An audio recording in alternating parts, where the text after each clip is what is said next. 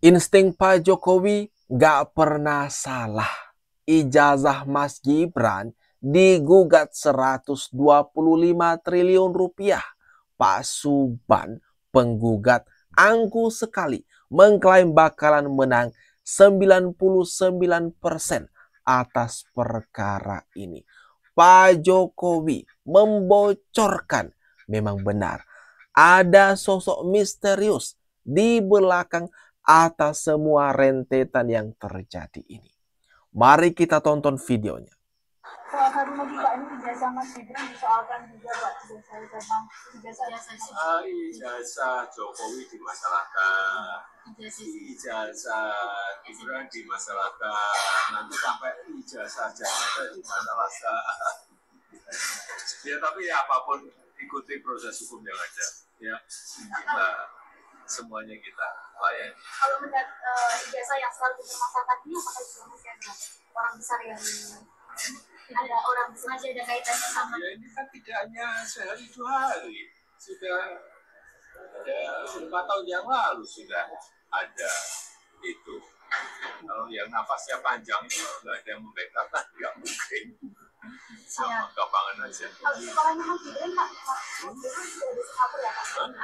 SMA dulu memang kelas 1 itu di Orchid Park Secondary School.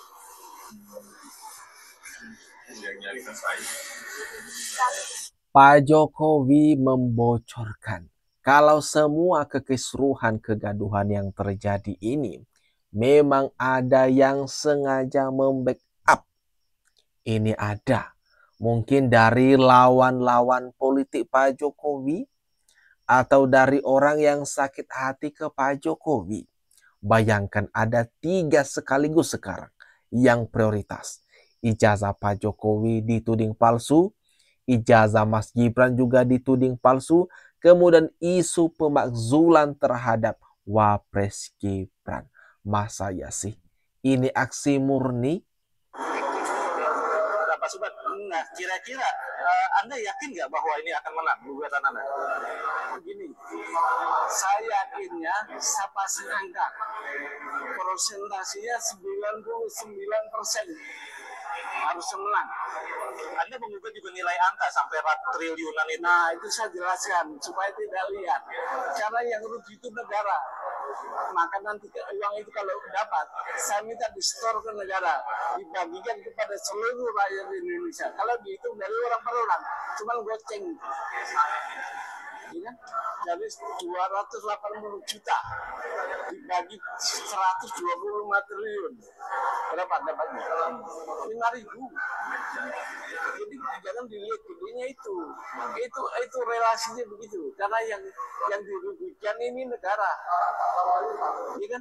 Ya orang nomor 2 loh. Jadi duduk di nomor 2. Waduh, Pak Suban sok-sokan dermawan dengan gugatan dan menuntut itu 125 triliun rupiah katanya. Hasilnya nanti akan dibagi-bagikan ke seluruh rakyat Indonesia. Dan di sini terbukti angkunya Pak Suban ini. Yakin katanya 99% bakalan memenangkan perkara ini. Meragukan ijazah SMA Wapres Gibran. Nah sekarang kita lihat ijazah SMA-nya Gibran itu mana. Itu aja udah. Jadi kalau ijazah SMA-nya nggak ada, kan dia katanya dalam berkas yang ada, ini berkas resmi loh ya, yang diajukan ke KPU, udah dipegang oleh Pak Subhan. Itu dia hanya 2 tahun bersekolah di yang namanya Orchid Park Secondary School, ya OPSS, itu 2 tahun. Ya, kemudian setelah itu nggak ada ijazahnya di situ. Kalau ada, buktikan ijazahnya. Itu nggak ada. Tiba-tiba dia kemudian ke UTS, ke University Technology of Sydney. Jangan dibayangkan UTS itu dia masuk institut. Enggak, itu hanya kayak kursus. Itu hanya program matrikulasi, namanya insert. Dan itu dituliskan dalam lampirannya itu ada 3 tahun. Padahal enggak, dia itu hanya 6 bulan di situ. Itu ada buktinya, dia hanya 6. Dan kok pegang bukti itu? Pegang. Dan kok tiba-tiba Dirjen Dikdasmen, Direktorat Jenderal Pendidikan Dasar Menengah, itu mengeluarkan surat penyetaraan setara dengan SMK Ini kan dagelan Sri Mulat gitu. Jadi artinya program Inses kayak kursus, misalnya kita kursus di salah satu kursus masuk perguruan tinggi lah atau matrikulat, tiba-tiba dapat ijazah SMK gitu. Itu tahun kan aneh, 2006. Dan itu baru penyetaraannya itu tahun 2019. 13 tahun sesudahnya. Ini kan guyonan lagi nih. Apa-apa nih ijazah tahun 2006 disetarakan 2019. Ini Roy Suryo, mari kita tunggu teman-teman ya. Katanya memiliki bukti. Juga kemarin-kemarin kan di perkara ijazah Pak Jokowi yang masih belum selesai, Roy Suryo suka bicara kalau mereka-mereka memiliki bukti. Waduh. Siap-siap saja ya. Roy Suryo dan kawan-kawan Pak Subad yang menuding ijazah Mas Gibran itu palsu. Mempersiapkan diri menghadapi nanti kekalahan, kenyataan pahit, kemudian bisa-bisa dipakein rompi orange. Saya Yulia Widianingsih. Karena waktunya cuma 2 menit, saya ingin langsung to the point bahwa tadi pada waktu saya bersama para jenderal, para prajurit purnawirawan TNI mengusulkan bahwa banyak sudah action-action yang kita lakukan untuk 8 deklarasi jenderal purnawirawan. Satu lagi saya usulkan bahwa belum ada action, saya sudah sampaikan ke Pak Roy, bahwa tolong segera, mungkin mudah-mudahan Dr. Tifa ada bukti bahwa palsunya ijazah Susu Fafa sebutan dari Pak Roy Suryo Gibran, maksudkan Gibran dengan pendekatan ijazah palsu seperti bapaknya. Waduh. Nah ini kan lagi-lagi gerombolan daripada trio RRT menuding jelas-jelas di sini, mengatakan bahwa ijazah Mas Gibran adalah palsu. Belum kelar yang satu, sudah nimbrung lagi ke masalah yang lain. Selalu saja ada aksi-aksi mereka untuk membuat gaduh.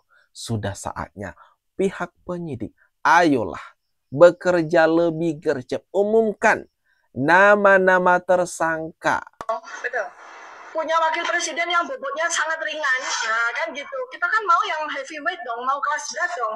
Masa sini profesor, sini PhD, sini S2-nya 2 dan segala macam, yang ini nggak jelas latar belakang pendidikannya, makanya saya ulik gitu. Dan memang dari awal sebelum Gibran ini naik ya menjadi salah satu cawapres di 2024 itu saya udah tertarik sekali sama riwayat pendidikannya dia. Emang agak unik gitu loh, agak unik, agak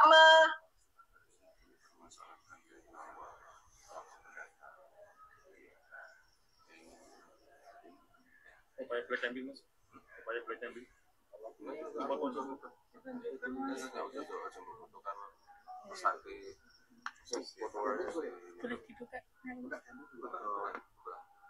Transisi jadi model. Ini nggak boleh difoto. Ini aja, Mas. Ini ada di website. Nah, Mas Gibran sudah memperlihatkan ijazahnya. Nah, sekarang pertanyaannya, setelah Mas Gibran udah memperlihatkan ijazahnya, apakah tudingan terhadap ijazahnya itu palsu berhenti? Kan enggak. Ini kayaknya 1 tahun yang lalu atau beberapa tahun yang lalu lah. Ini bukan baru-baru banget. Mas Gibran itu menunjukkan ijazahnya di hadapan awak media sewaktu dia masih menjabat sebagai wali kota Solo. Nah, ada kan narasi-narasi yang mengatakan seperti halnya di ijazah Pak Jokowi. Katanya, Pak Jokowi tunjukkan saja ijazahnya. Kalau udah ditunjukkan nanti, nah bakalan selesai di situ. Tapi apa? Lihatlah yang terjadi. Makanya sudah pas kan aksi keputusan yang dilakukan oleh Pak Jokowi untuk melaporkan orang-orang yang memfitnahnya ini. Nah, Mas Gibran juga sudah seharusnya kan beraksi juga, ngelaporin balik tuh orang-orang. Dr. Tifa, Roy Suryo, Pak Subad, laporin balik saja untuk membersihkan nama baik. Ini taruhannya adalah nama baik. Semua apa-apa salah di mata mereka diulik-ulik sama mereka. Nah, gimana nih teman-teman? Kalau menurut kalian, atas apa yang barusan saja kita bahas bersama ini, jangan lupa tinggalkan komentar terbaikmu teman-teman. Di kolom komentar yang ada di bawah ini.